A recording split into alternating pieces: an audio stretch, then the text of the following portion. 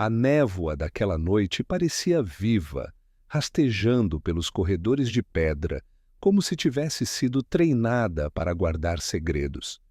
Cambridge sempre teve esse ar solene, mas naquela noite, enquanto eu caminhava ao lado de Hercule Poirot pelo pátio interno do King's College, tive a sensação de que algo invisível nos observava entre as sombras.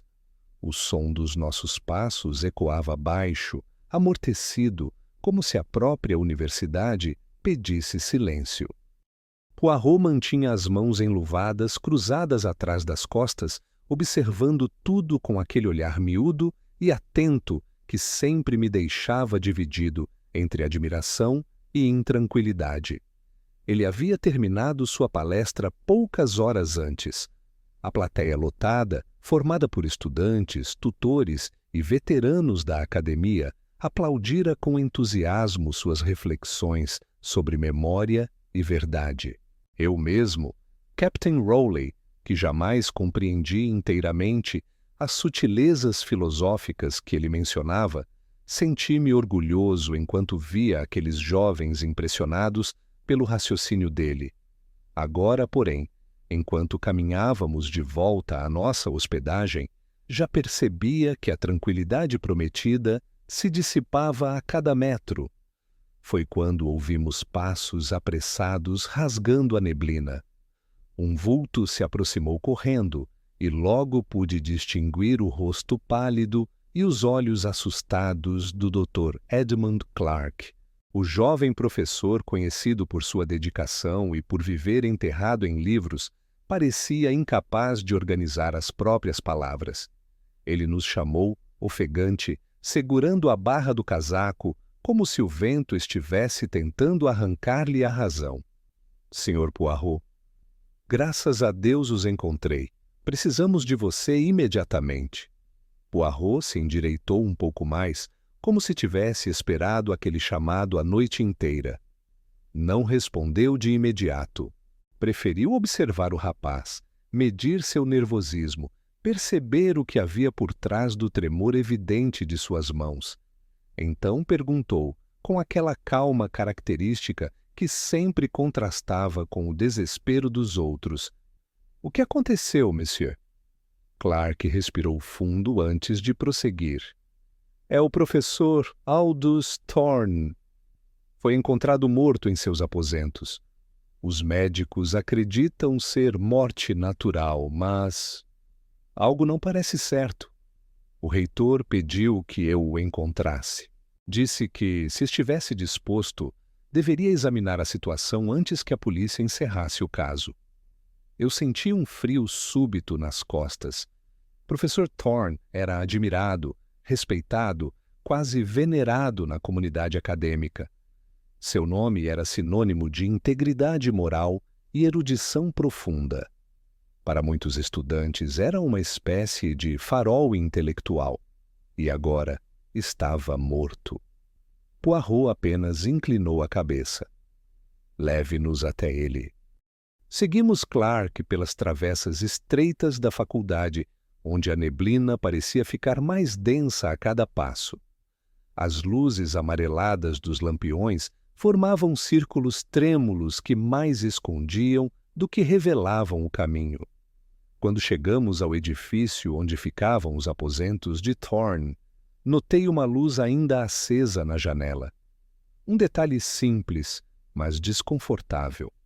O professor jamais deixaria a luz acesa àquela hora, não sem motivo. Clark abriu a porta, hesitante.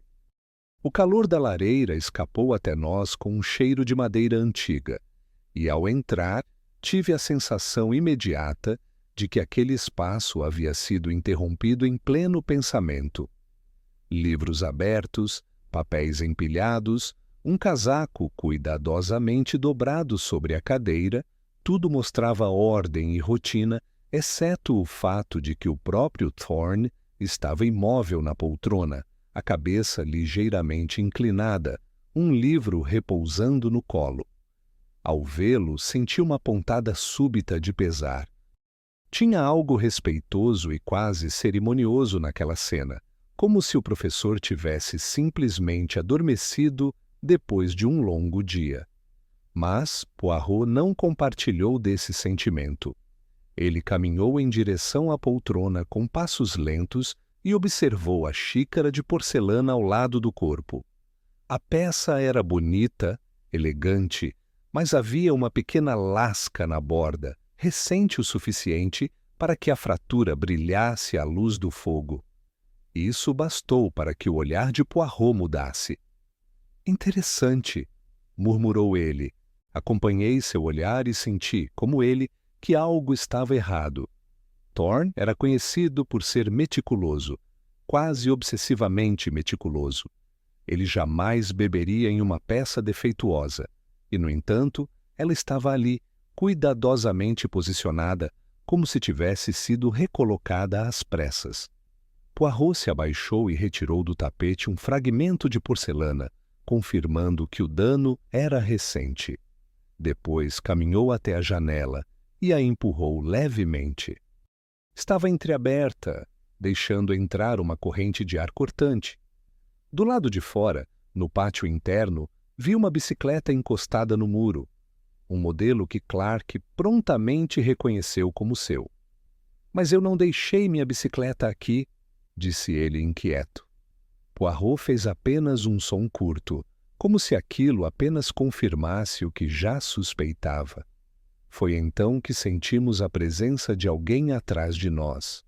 Virando-nos, encontramos a senhora Mildred Cavell, a governanta responsável por limpar e organizar os aposentos dos professores. Ela segurava o avental com força, como se tivesse medo de tocar em qualquer coisa. Eu tentei ajudar. Quando entrei e vi o professor, fiquei tão perturbada que arrumei algumas coisas sem pensar. Perdoe-me se atrapalhei. Poirot observou-a com atenção. Ele sempre percebe os detalhes que os outros tentam esconder e pude sentir que algo na postura dela o deixou alerta. Não era medo comum. Era controle. Um controle ensaiado, preciso, calculado. Ele apenas respondeu: Madame, às vezes aquilo que alguém endireita nos mostra o que estava fora do lugar. A governanta engoliu seco e eu senti um peso estranho no ar, como se uma peça invisível tivesse acabado de ser movida no tabuleiro. Observamos o quarto inteiro por quase meia hora. A lareira guardava cinzas de papéis queimados recentemente. Um dos fragmentos tinha um selo estrangeiro. Um envelope. Uma carta que não deveria ser lida. Quando saímos, já não havia dúvida para Poirot. Professor Thorne não morrera de causas naturais. Mas o que mais me inquietava não era a morte em si. Era saber que naquela universidade aparentemente serena, alguém estava disposto a manipular cada detalhe e talvez cada pessoa para esconder a verdade. E enquanto deixávamos o edifício, Poirot apenas murmurou: Rowley, a névoa desta cidade está cheia de segredos, e um deles acaba de chamar por mim.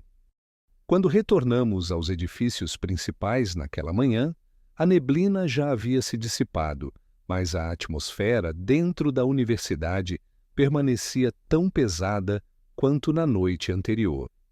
Eu caminhava ao lado de Poirot pelos corredores silenciosos do Magdalen College, observando os estudantes que passavam apressados sem perceber que um crime havia se infiltrado no coração daquela comunidade. O primeiro passo de Poirot foi encontrar o reitor Augustin Merriweather, homem de porte elegante e postura firme, cuja expressão costumava transmitir serenidade acadêmica, mas que agora revelava uma inquietação difícil de disfarçar. O reitor nos recebeu em seu gabinete, uma sala vasta com janelas altas e prateleiras repletas de volumes antigos, e pediu que nos sentássemos. Poirot recusou, caminhando lentamente pelo recinto, como quem mede a respiração do ambiente antes de formular um diagnóstico.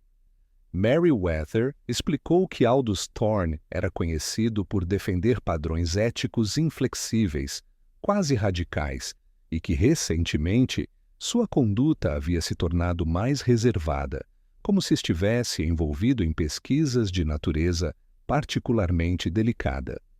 Esse ponto chamou a atenção de Poirot, que começou a fazer perguntas diretas sobre os projetos em andamento, colegas de trabalho e divergências recentes. O reitor revelou que Thorne vinha investigando de forma independente casos de conduta inadequada dentro da própria universidade e em instituições estrangeiras, concentrando-se, sobretudo, em falsificações de dados, plágio e manipulações acadêmicas que poderiam comprometer reputações e carreiras. Ele não divulgara detalhes, mas comentara por alto que havia descoberto algo perturbador envolvendo um professor mais jovem e que pretendia tratar pessoalmente da questão nas semanas seguintes. Enquanto Merriweather falava, percebi a expressão de Poirot se contrair levemente, como se cada palavra confirmasse uma hipótese que ele já havia considerado. O detetive perguntou sobre divergências mais recentes entre Thorne e membros da faculdade, e o reitor mencionou uma discussão acalorada ocorrida dias antes com a doutora Lillian Harbury, visitante de Oxford. Lillian era conhecida por ser brilhante e incisiva, mas temperamental, e, embora tivesse grande respeito por Thorne, discordavam sobre métodos de investigação ética. Poirot demonstrou interesse, mas não comentou. Em vez disso, perguntou sobre o jovem professor Edmund Clark, querendo saber se a reputação dele era tão ilibada quanto parecia. Merriweather hesitou antes de responder, explicando que Clark era talentoso, mas que havia rumores antigos sobre supostas irregularidades quando ele ainda era estudante. Nada jamais fora provado, mas Thorne estava reexaminando documentos antigos que poderiam reacender suspeitas. Quando ouvi isso, compreendi que a moralidade rígida de Thorne não era admirada por todos. Para alguns, era um farol, para outros, uma ameaça. Merriweather acrescentou que, apesar da boa relação entre eles, Thorne havia se tornado mais desconfiado nos últimos meses, como se estivesse tentando montar um dossiê sobre comportamentos antiéticos dentro e fora de Cambridge. Ao deixarmos o gabinete, Poirot fez um comentário discreto, mas firme, dizendo que Thorne havia se envolvido em assuntos demasiadamente perigosos para alguém de temperamento tão organizado. Segundo Poirot, é fácil acreditar que defender a ética é suficiente para justificar qualquer ação, mas Thorne cruzara o limite entre pesquisa moral e vigilância punitiva. Ele passou a agir como juiz silencioso sobre condutas alheias, acumulando provas e anotando irregularidades sem informar a instituição. E esse tipo de comportamento, continuou Poirot, cria inimigos dos dois lados, dos culpados que temem ser expostos e dos inocentes que temem ser acusados injustamente. Seguimos então até o edifício administrativo, onde o Sr. Bernard Locksley, o tesoureiro da faculdade, trabalhava. Locksley era um homem miúdo, com óculos grossos e mãos sempre ocupadas em reorganizar papéis, como se quisesse garantir que nada escapasse ao controle. Quando lhe perguntamos sobre os gastos recentes de Aldous Thorne, ele ficou visivelmente desconfortável. Explicou que Thorne havia autorizado despesas incomuns, pagamentos a serviços de investigação estrangeiros, aquisição de documentos de arquivos privados e correios internacionais. Tudo isso sugeria que ele estava conduzindo uma investigação paralela, possivelmente sem aprovação formal. Locksley admitiu que mencionara essas irregularidades ao reitor, mas que Thorne insistira que tudo estava relacionado a pesquisas pessoais de grande relevância para sua carreira. Foi então que Poirot pediu detalhes sobre o fluxo de correspondências recebidas e enviadas por Thorne, e Locksley, embora relutante, revelou que o professor vinha recebendo cartas registradas de países diferentes, especialmente da Bélgica e da França, possivelmente ligadas a denúncias que investigava. Quando saímos do escritório, percebi que Poirot havia reunido todas as peças necessárias para entender a dimensão daquilo que Thorne estava fazendo. Ele não investigava apenas erros acadêmicos, estava construindo um arquivo moral contra diversos indivíduos influentes, acumulando provas em silêncio, preparando-se para revelar tudo em algum momento. Em vez de resolver conflitos internamente, preferiu agir como uma espécie de guardião da integridade, sem considerar que aqueles a quem observava também poderiam observá-lo. A moralidade, portanto, não era apenas tema de sua pesquisa, era sua arma. Voltamos ao pátio principal. O vento frio balançava as folhas secas que se acumulavam perto da entrada, e eu percebia, pela forma como Poirot mantinha o olhar fixo no chão, que ele estava reconstruindo mentalmente todas as decisões que Thorne tomara nos últimos meses. Então, ele murmurou, quase como se falasse consigo mesmo, que a moralidade, quando usada como instrumento de pressão, deixa de ser virtude e se torna risco. A partir daquele momento, compreendi que o assassinato não se tratava apenas de calar um professor, mas sim de impedir a revelação de segredos que alguém não podia permitir que viessem à tona. Finalizamos a manhã com a certeza de que Thorne havia ultrapassado fronteiras que jamais deveriam ser cruzadas. Ele havia levantado informações que envolviam carreiras, reputações e talvez até vidas inteiras. E agora alguém havia decidido silenciá-lo para sempre. E embora estivéssemos apenas no início da investigação, algo ficou claro para mim. O código de ética que Aldous Thorne defendia tão rigorosamente era o mesmo que, de forma amarga, o condenara. Aquela tarde em Cambridge parecia mais fria do que a manhã prometia. O sol pálido tentava atravessar as nuvens, mas a claridade não conseguia aquecer o pátio interno onde Poirot e eu caminhávamos rumo ao prédio onde ficavam os escritórios reservados a visitantes acadêmicos. O silêncio que pairava entre nós não era de desconforto. Era o tipo de silêncio que precede uma dedução importante, aquele em que Poirot organiza mentalmente cada peça do quebra-cabeça.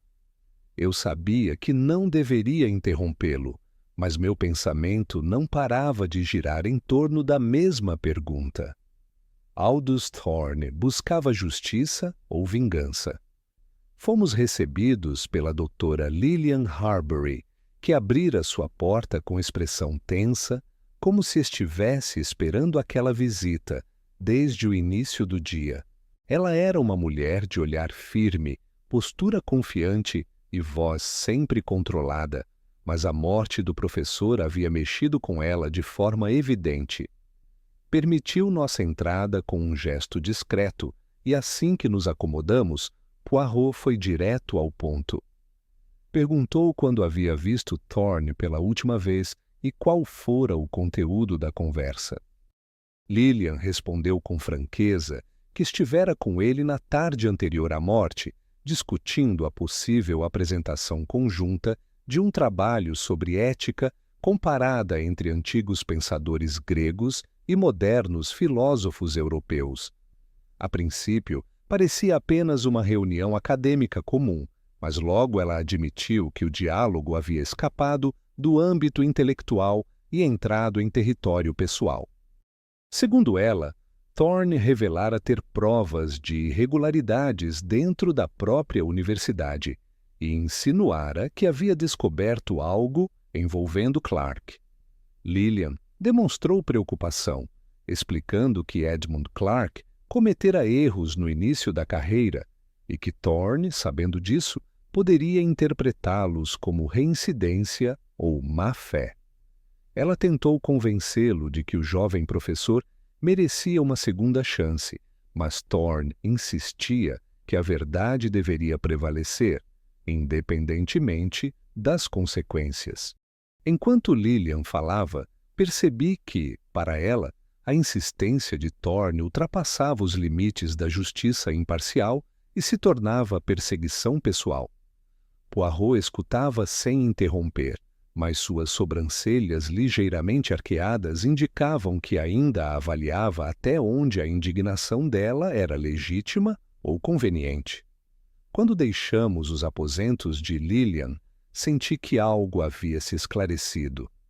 A visão que Thorne tinha de justiça estava profundamente misturada com seu próprio passado. Ele havia perdido o filho por causa de falsas acusações de plágio, e desde então, qualquer sinal de desonestidade acadêmica funcionava como um gatilho emocional. Para Thorne, o erro dos outros não era apenas uma violação da verdade, era uma ameaça direta à memória do filho. E quando esse tipo de dor se mistura com idealismo, a justiça perde equilíbrio e se inclina perigosamente para algo mais amargo. Seguimos então para a Biblioteca Central, onde Poirot desejava analisar documentos relacionados aos recentes projetos de Thorne. A bibliotecária entregou-nos uma caixa contendo rascunhos, correspondências e notas pessoais do professor. Enquanto examinávamos o conteúdo, percebi o padrão que Poirot já enxergava desde o início. Thorne selecionava casos específicos, todos envolvendo figuras jovens, promissoras e vulneráveis.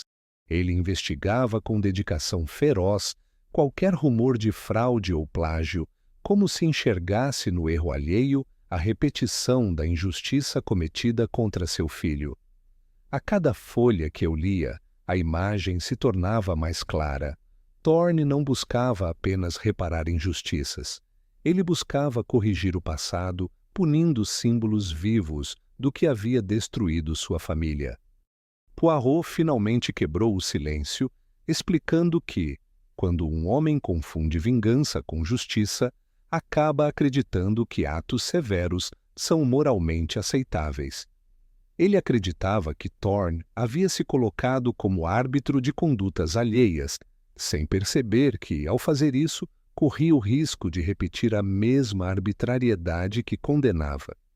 E alguém dentro da universidade, percebendo a crescente rigidez de Thorne, decidiu agir antes que sua obsessão provocasse uma exposição generalizada que arruinaria carreiras. Nossa próxima visita foi ao jovem professor Edmund Clark. Ele abriu a porta com evidente receio ao nos ver, e embora tentasse manter compostura, o esforço era visível. Poirot o interrogou sobre sua relação com Thorne e sobre reuniões recentes. Clark admitiu que Thorne o chamara ao escritório algumas vezes para discutir responsabilidades acadêmicas e revisar antigos trabalhos. Quando Poirot mencionou a chance de que Thorne tivesse encontrado algo comprometedor, Clark empalideceu. Não negou o passado, apenas disse que havia se redimido através do trabalho árduo, mas que temia profundamente que Thorne não acreditasse na possibilidade de mudança. Clark não tentava disfarçar, estava aterrorizado. Para ele, Thorne não seria um julgador justo, mas um homem ferido, disposto a arruinar sua carreira para compensar o sofrimento próprio. Esse medo, compreensível ou não, criava motivo. E o motivo pessoal sempre deixa rastros, mesmo quando não há ação direta.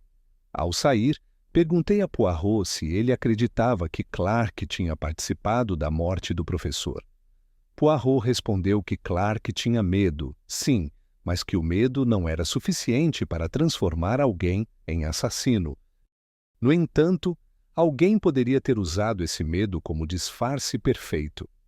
Voltamos então para os corredores externos, onde o vento carregava folhas secas em círculos inquietos. A investigação mostrava que Thorne estava cercado por pessoas que poderiam ser afetadas por suas decisões. Alguns inocentes, outros culpados, muitos silenciosos. O que ele chamava de restabelecer moralidade era percebido por outros como risco iminente de destruição. E todos sabiam que, quando Thorne tomava uma decisão ética, ela vinha revestida de dureza inflexível.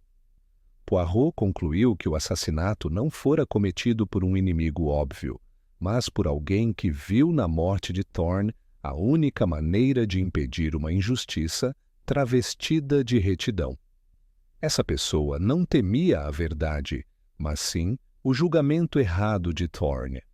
E isso tornava tudo mais perigoso, pois o assassino não agira apenas para silenciar um segredo, mas para evitar que uma vida fosse destruída por uma interpretação equivocada. Quando retornamos à nossa hospedagem, carregávamos mais dúvidas do que respostas, mas eu sabia que para Poirot aquilo era parte do processo, separar justiça de vingança, distinguir o que era motivação legítima do que era ódio velado e compreender até onde Thorne havia provocado seu próprio fim.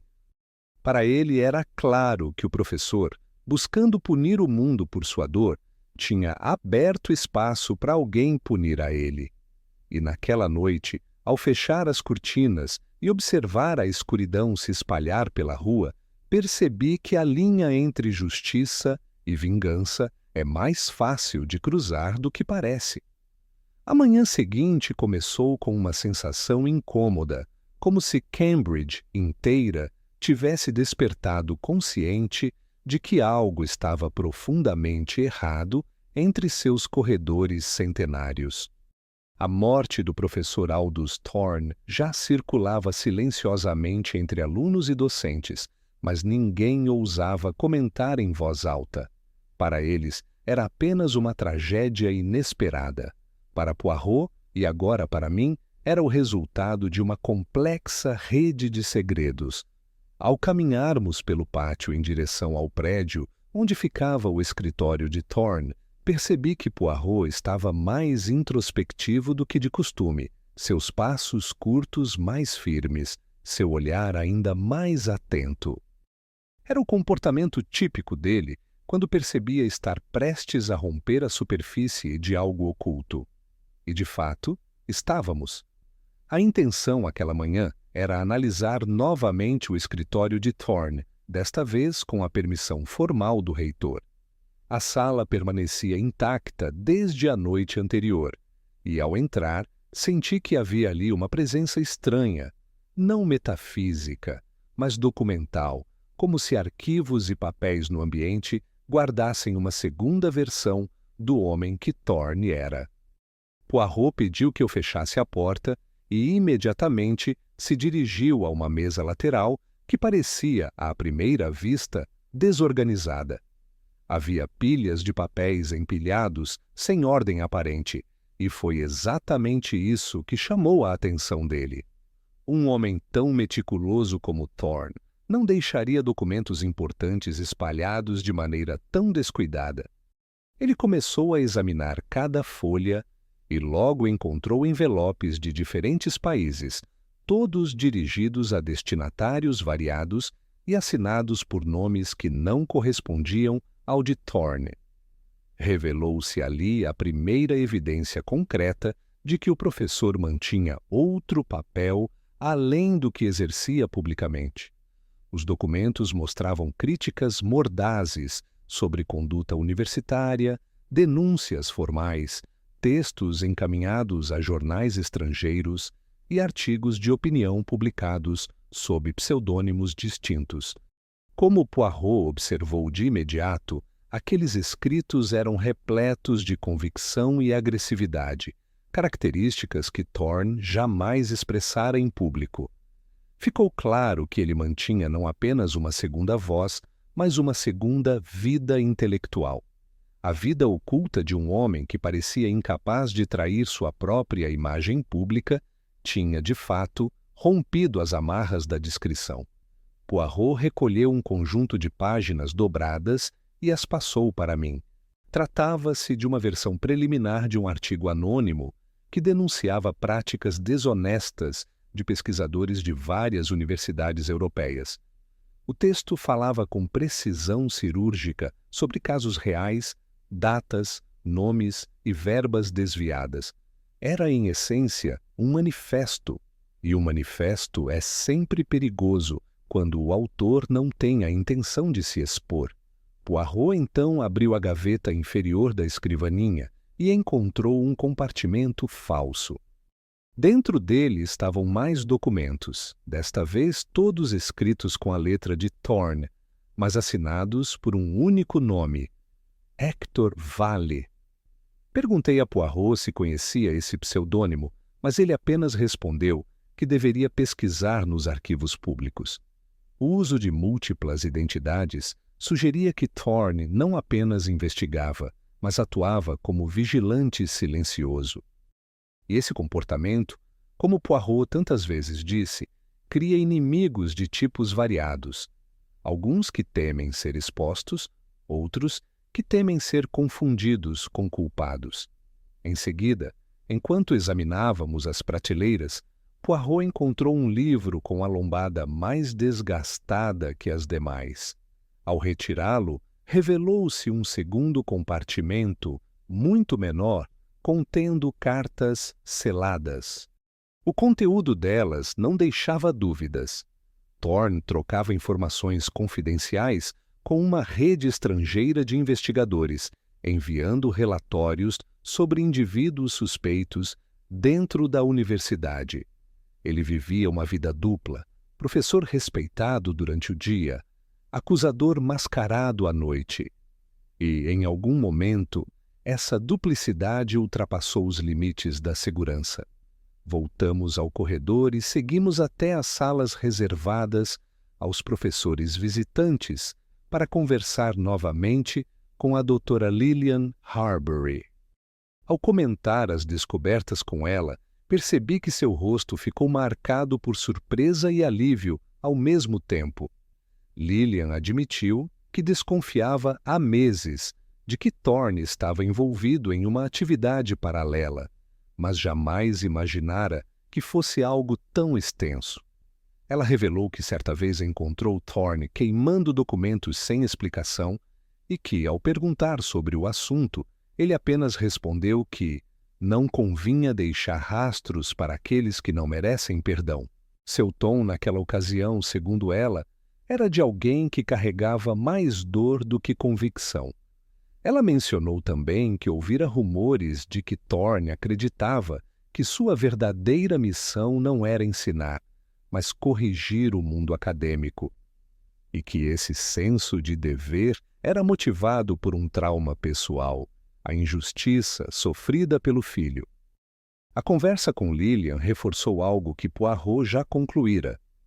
Em algum ponto entre o luto e a busca por reparação, Thorne havia adotado uma persona secreta, uma figura que buscava justiça fora das normas institucionais. Mas isso também significava que alguém descobriu essa identidade oculta e decidiu que ela representava um risco real. Essa pessoa, o assassino, não agiu para esconder um único erro, mas para impedir uma revelação que poderia destruir diversas carreiras e reputações. Depois de deixarmos Lillian, seguimos para encontrar o Sr. Bernard Locksley novamente. Dessa vez, Poirot confrontou-o diretamente sobre registros financeiros recentes. Locksley, pressionado, admitiu que notara transferências estranhas, pagamentos a investigadores privados e serviços internacionais. Ele começara a suspeitar que Thorne estava envolvido em algo clandestino, mas acreditou que não era seu papel questionar um professor tão influente. Isso confirmou a Poirot que Thorne operava com independência total, sem supervisão, sem limites e sem considerar que seus atos poderiam colocá-lo em perigo. Ao sairmos do escritório de Locksley, percebi que Poirot estava silencioso, mas não por incerteza, e sim por clareza. Ele já entendia que o assassino não havia eliminado Thorne apenas por medo. Havia eliminado uma ameaça. Thorne vivia uma vida dupla, mas, ao descobrir a vida dupla de outra pessoa, assinou sua sentença. E a vida dupla de quem o matou permanecia, até aquele momento, intacta. Quando retornamos para a escadaria principal e paramos sob o arco de pedra, Poirot finalmente disse algo que permaneceu comigo pelo resto do dia. Rowley, o perigo de viver duas vidas é que uma delas sempre tenta destruir a outra. E desta vez, alguém garantiu que só uma sobrevivesse. Ao avançarmos para a parte mais delicada da investigação, percebi que a palavra que rondava cada corredor, cada olhar, cada reação silenciosa de Cambridge não era morte. Era culpa. E, curiosamente, era também a palavra que mais se revelava nas análises de Poirot, como se estivesse impregnada nas paredes antigas da universidade. Ele dizia que, quando um crime nasce de um passado mal resolvido, não há verdade que não esteja ligada a um arrependimento escondido. E naquele dia, quando nos aproximamos outra vez do Dr. Edmund Clark, entendi exatamente o que ele queria dizer. Clark nos recebeu no vestíbulo do prédio de artes, onde palestras se alternavam com discussões acaloradas sobre teoria literária. Mas ele não parecia parte daquele ambiente. Estava inquieto, trêmulo, com o olhar fixo em algum ponto indefinido do chão. Poirot pediu que conversássemos em particular e Clark nos conduziu para sua sala, uma pequena cabine com janelas estreitas e livros empilhados como se servirem de escudo contra o mundo exterior. Sua postura era tensa demais para ser apenas susto. Era o tipo de postura que denuncia alguém que carrega algo há tempo demais. Poirot não insistiu nem levantou acusação direta. Apenas observou Clark com paciência enquanto ele tentava controlar a respiração. Depois de longos segundos, Clark finalmente desmoronou sobre a cadeira, como se a força que o mantinha de pé tivesse se esgotado. Ele confessou que, no início da carreira acadêmica, ainda estudante, cometera um erro. Utilizara trechos de pesquisa estrangeira sem declarar corretamente as fontes, algo que poderia ter sido entendido como plágio. Segundo ele, aquilo não fora deliberado, e sim fruto de pura inexperiência, mas o impacto foi devastador. Para permanecer na universidade, prometeu jamais repetir o erro e dedicou-se obsessivamente ao rigor técnico nos anos seguintes. Eu acreditaria na versão inocente se não tivesse percebido a vergonha com que ele falava. Era o peso que carregava desde então, um peso silencioso, corrosivo, que jamais o abandonara. Poirot perguntou se Thorne sabia de seu passado. Clark confirmou que sim. Thorne descobrira os documentos antigos e o chamara para conversar. Não com agressividade, mas com uma firmeza que Clark descreveu como uma sentença pronunciada sem emoção. Thorne dissera que não sabia ainda se o jovem professor merecia ser exposto ou apenas advertido. E essa incerteza o torturara profundamente. Clark admitiu que temia mais a reputação implacável de Thorne do que qualquer investigação formal. A justiça do professor aos olhos dele era implacável justamente porque não aceitava o conceito de redenção. Para Thorne, uma falha moral era uma marca permanente e não uma circunstância passível de superação. Quando Clark terminou, a sala parecia menor, como se sua confissão tivesse removido o pouco ar que restava. Poirot ouviu tudo com atenção, mas não demonstrou julgamento. Então perguntou, com a voz baixa e calma, se Clark havia visitado Thorne na noite da morte. O jovem professor hesitou antes de responder, mas finalmente admitiu que sim. Ele fora até os aposentos do professor para tentar esclarecer sua situação e pedir uma chance de se explicar. No entanto, ao chegar, encontrou Thorne já morto na poltrona. Em pânico absoluto, temendo que qualquer ligação com o corpo pudesse arruinar sua vida, tentou reorganizar alguns objetos, mas desistiu no meio e saiu correndo. A xícara quebrada, a desordem mínima, tudo fazia sentido após a confissão dele. Era culpa, mas não culpa criminal. Era medo travestido de imprudência. Poirot agradeceu pela sinceridade, mas ao sairmos da sala murmurou que Clark certamente não era assassino. Ele havia cometido erros no passado, mas não tinha o temperamento para planejá-los. Era um homem assombrado por sua própria pior versão. Um homem em busca de redenção, não destruição. Nossa próxima visita foi inesperada. A doutora Lillian Harbury pediu para nos encontrar discretamente na sala de manuscritos antigos. Seu rosto, sempre tão composto, agora estava marcado por preocupação genuína.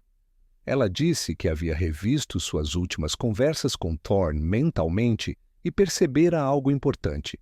Segundo ela, Thorne se mostrava cada vez mais inquieto em relação às investigações, que conduzia em segredo e, horas antes de sua morte, sugerira que havia cometido erros nos julgamentos que fizera anteriormente. Ele, no entanto, nunca admitiria isso publicamente. Thorne era conhecido por sua integridade intelectual, mas não por sua humildade emocional. Para confessar que julgara mal alguém, precisava enfrentar o fantasma que mais o atormentava, o da perda do filho. Lillian afirmou que, em um raro momento de fragilidade, Thorne mencionou que talvez tivesse sido duro demais com Clark. Não cometeu injustiça, mas deixara que sua dor pessoal filtrasse julgamentos. Isso, para ele, era imperdoável. E pela expressão de Lillian ao relatar isso, percebi que Thorne começava a reconhecer que, ao tentar corrigir o mundo, estava, na verdade, corrigindo a si mesmo. Quando deixamos Lillian, Poirot disse que aquele detalhe era crucial. A culpa pode ser o gatilho mais poderoso para a redenção, mas também o sinal de que o indivíduo percebe que está prestes a perder controle sobre sua própria narrativa. Era possível que Thorne estivesse prestes a revelar sua vida dupla ou revisá-la. Reconhecer que cometera julgamentos contaminados por feridas antigas poderia desmantelar todo o trabalho secreto que ele havia construído nos últimos anos, e isso, por si só, poderia ser visto como ameaça por alguém que dependia do sigilo absoluto desses dossiês. Voltamos ao alojamento já quase ao anoitecer. A luz fraca que atravessava os vitrais desenhava formas melancólicas no chão de pedra. Foi ali que Poirot concluiu, com a serenidade que sempre o acompanhava, que a culpa era o elemento central desta história. A culpa de Clark por um erro passado, a culpa de Lillian por ter duvidado dos métodos do professor, a culpa de Thorne por ter deixado sua dor interferir na razão, e a culpa de alguém ainda desconhecido, que fez algo terrível no passado e agora temia que Thorne estivesse prestes a expor tudo. Naquele momento, compreendi que a redenção, para alguns, é uma oportunidade. Para outros, é uma ameaça. E para esse assassino, era algo que não podia existir. Ao entrarmos no refeitório vazio naquela manhã, senti que o caso começava a se estreitar como um funil. Tudo o que descobrimos até ali carregava a mesma marca invisível: mentira. Não a mentira comum dita para evitar constrangimentos, mas a mentira que se torna ferramenta de sobrevivência, uma arma silenciosa usada tanto para se proteger quanto para destruir. Poirot caminhava lentamente entre as mesas, tocando de leve os encostos das cadeiras, como se o peso de cada madeira pudesse revelar uma intenção oculta. Eu seguia atrás dele, refletindo sobre quantas versões da verdade havíamos ouvido desde a morte de Aldous Thorne. Clark mentiu ao ocultar sua presença na cena. Lillian mentiu ao suavizar sua discussão com o professor. O reitor Merriweather omitiu fatos que poderiam comprometer a reputação da universidade. O tesoureiro Locksley mentiu por conveniência administrativa. E no centro de tudo, Thorne sustentava uma vida inteira construída em duplicidade. Mas ainda faltava alguém nessa cadeia. Alguém cuja mentira não era apenas defesa, mas estratégia. Poirot decidiu então revisitar a única pessoa que nunca parecia perder a compostura. A governanta, Sra. Mildred Cavell. Encontramo-la no corredor dos aposentos privados, caminhando em direção à despensa com uma pilha de toalhas dobradas. Ela nos cumprimentou com um sorriso educado, mas seus olhos denunciavam cautela. Poirot pediu para conversar e ela nos conduziu até a pequena sala de serviço onde guardava utensílios e produtos de limpeza. A sala era simples, mas impecavelmente organizada. Para alguém como Poirot, isso não significava apenas zelo, significava controle. Ele começou questionando-a novamente sobre o momento em que encontrara o professor na noite da morte. Ela repetiu a história com precisão quase ensaiada. Entrou no quarto, viu Thorne morto, arrumou alguns itens por instinto e chamou ajuda. Mas Poirot foi além. Perguntou por que, entre tantas tarefas que desempenhava, deixara de palestras e eventos para ficar permanentemente atenta à rotina de Thorne. Mildred respirou fundo e insistiu que apenas cumpria seu dever, pois o professor prezava por disciplina. Mas notei o leve tremor nas mãos dela, segurando o pano de prato como se fosse um amuleto. Poirot, com calma desconcertante, comentou que disciplinas rígidas costumam esconder histórias igualmente rígidas. Mildred não respondeu, mas desviou o olhar para a janela. Poirot então mencionou a bicicleta de Clark que aparecera misteriosamente sob a janela do professor e perguntei se ela havia visto alguém se aproximar durante a noite. Mildred afirmou que não. A resposta veio rápido demais. Poirot inclinou a cabeça, analisando-a com a precisão de quem pesa palavras não ditas. Depois, comentou que não era necessário ver alguém se aproximar para saber que algo havia sido movido. Isso bastou para que Mildred perdesse parte da firmeza do rosto. Saímos dali sem novas confissões, mas com a certeza de que aquela mulher sabia muito mais do que admitia. Segundo Poirot, o poder das mentiras não está apenas no que escondem, mas no quanto revelam quando usadas repetidamente. Quando alguém conta a mesma história com perfeição excessiva, esconde outra atrás dela. Seguimos para a biblioteca, onde Poirot pediu para analisar novamente as cartas encontradas nos aposentos de Thorne. As assinaturas falsas, os destinatários estrangeiros e o conteúdo acusatório criavam um padrão claro. Alguém com acesso irrestrito às rotinas de Thorne poderia facilmente saber desses pseudônimos, manipular sua correspondência, interceptar documentos e até mesmo substituir itens pessoais sem levantar suspeitas. E quem tinha esse tipo de acesso? Não Clark, não Lillian, não Merriweather. Apenas alguém que vivia dentro daquela rotina diária. Alguém como Mildred Cavell, Poirot, então, retomou um ponto que havíamos deixado de lado: o envelope parcialmente queimado, encontrado na lareira. Embora carbonizado, o selo era europeu. Pusemos acessá-lo agora com mais calma e Poirot concluiu que a carta vinha da Bélgica, o mesmo país ao qual Thorne enviara pagamentos para serviços de investigação. Mas havia um detalhe ainda mais intrigante. A governanta, segundo os registros do reitor, havia morado na Bélgica por alguns anos antes de vir para Cambridge, e esse fato por si só não seria significativo, a menos que somado à informação de que ela havia mudado de nome ao ingressar na universidade como funcionária.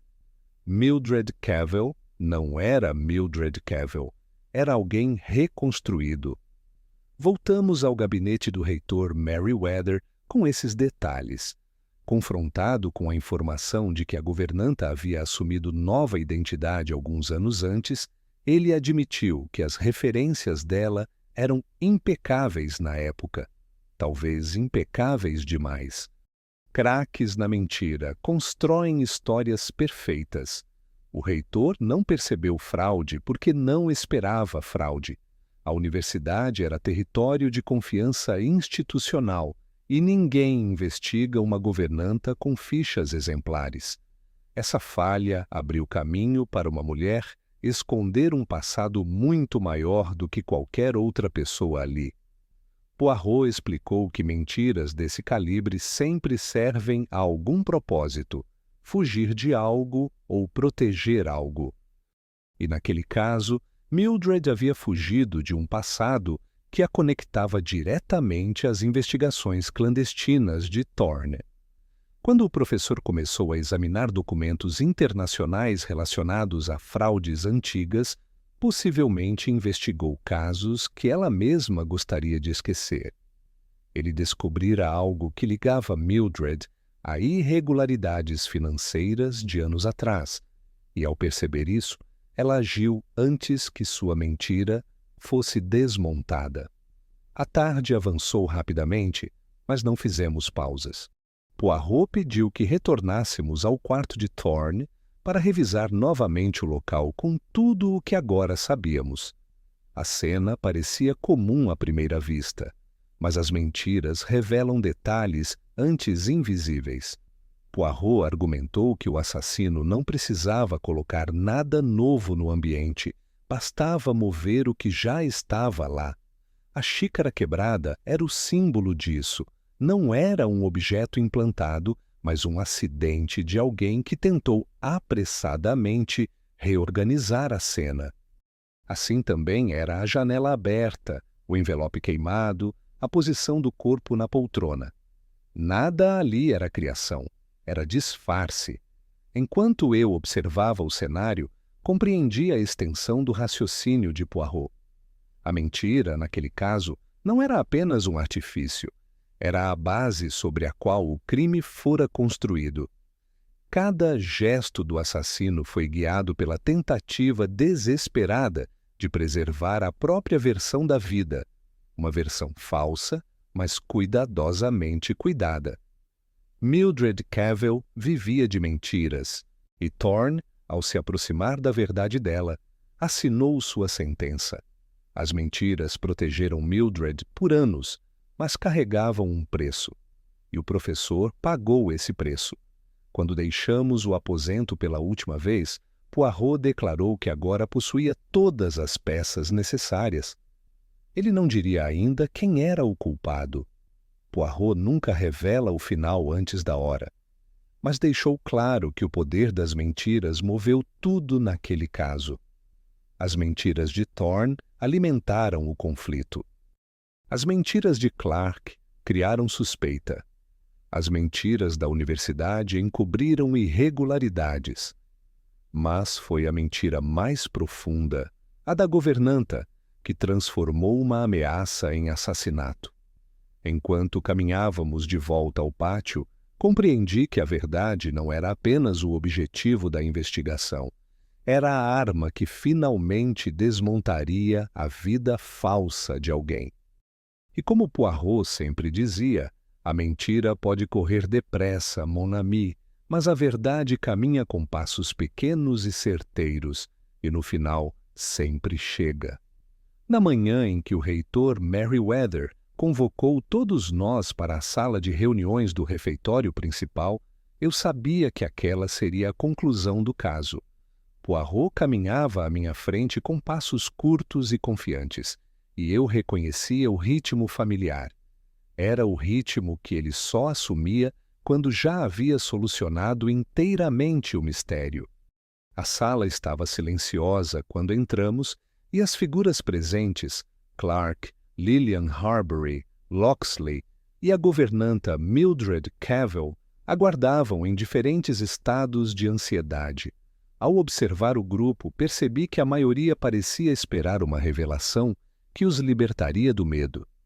Apenas uma pessoa parecia temer a verdade que se aproximava.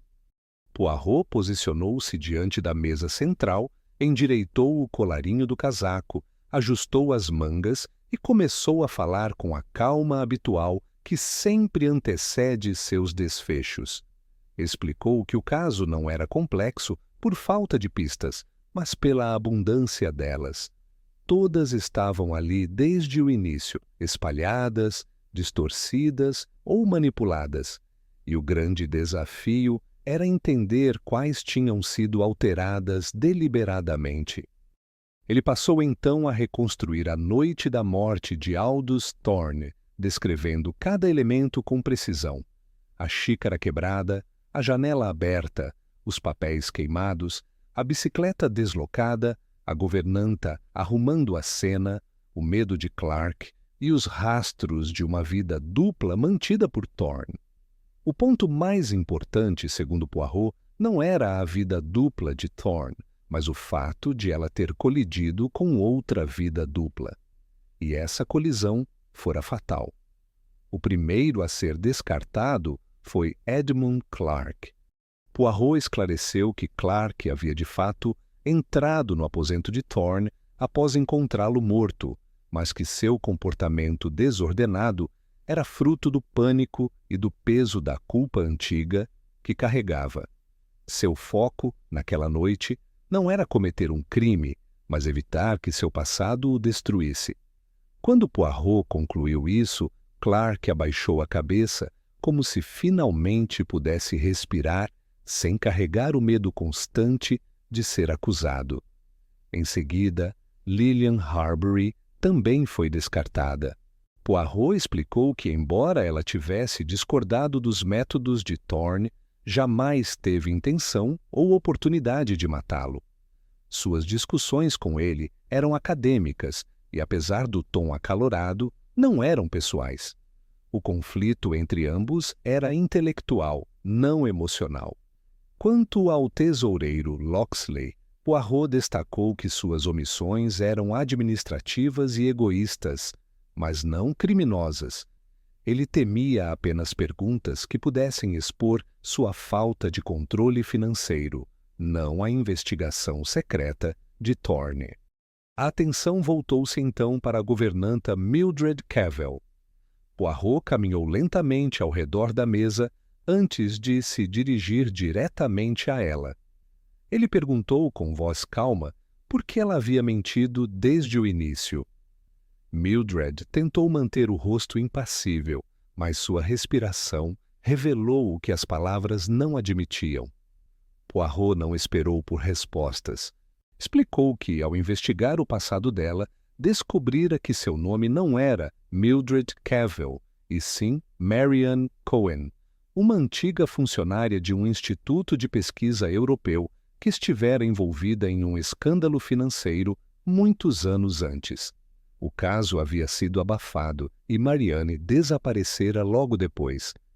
Ela mudou de identidade, país e profissão, até que, silenciosamente, reapareceu em Cambridge como governanta, posicionando-se exatamente onde poderia se manter invisível, mas ainda atenta a tudo.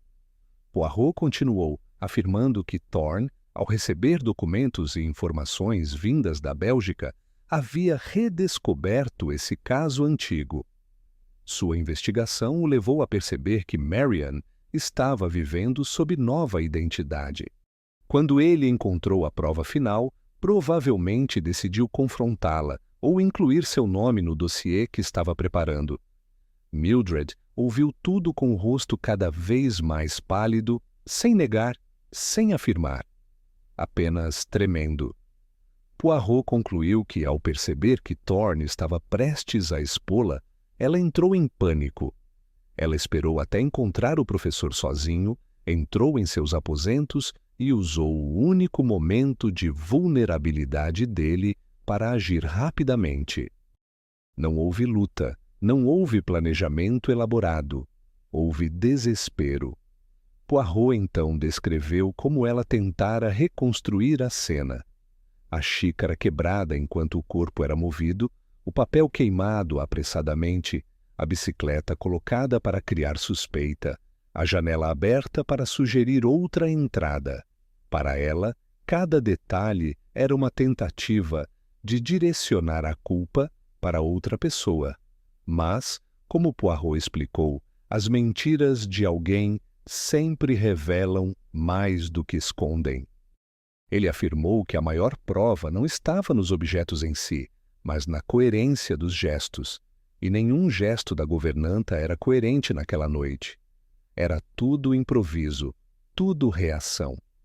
Quando Poirot terminou, o silêncio tomou a sala.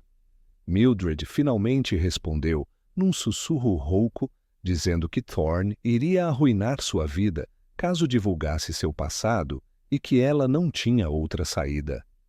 Ela argumentou que fora acusada injustamente anos antes e que não poderia reviver o pesadelo. Poirot respondeu que entender não significava justificar. Thorne cometera erros, mas não plantou provas contra ela. Ele investigava, não atacava. Foi ela quem cruzou a linha entre defesa e destruição.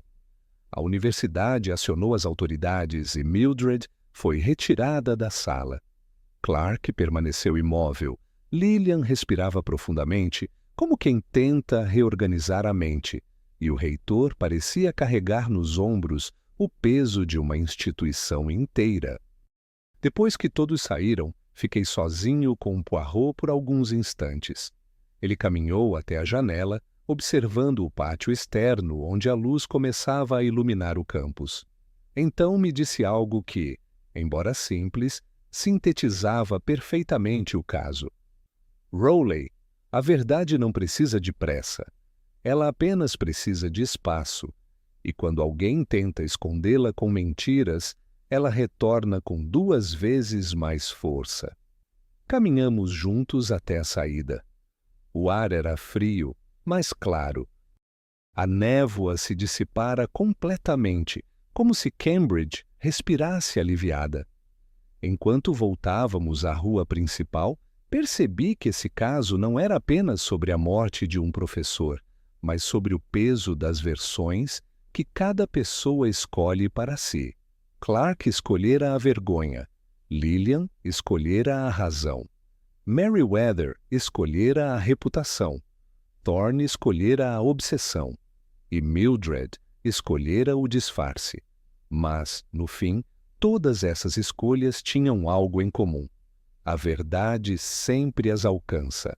E enquanto deixávamos o campus para trás, senti que mais uma vez Poirot havia restaurado não apenas a ordem, mas o equilíbrio entre o que as pessoas escondem e o que precisam enfrentar.